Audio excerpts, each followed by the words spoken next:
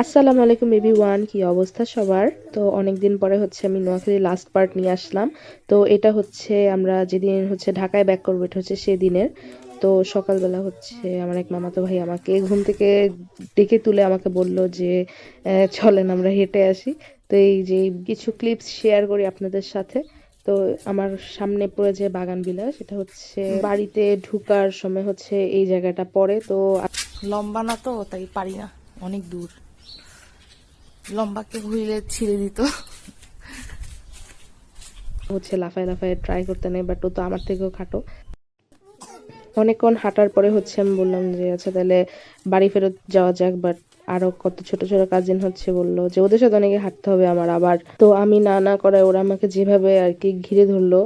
ব্যথা করতেছে, আর হাঁটবো না, ভাল লাগতেছে না।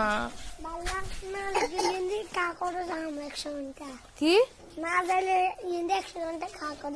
না, আমি দৌড় দিব। ভাল লাগতেছে না, আমার ক্ষুধা লাগছে, আমি যাই না।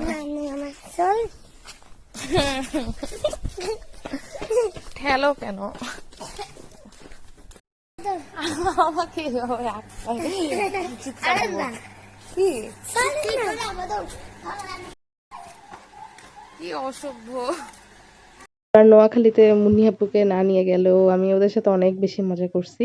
এটাই হচ্ছিল আমার নোয়াখালীর লাস্ট পার্ট। ইনশাল্লাহ নেক্সট কোনো ভিডিওতে দেখা হবে।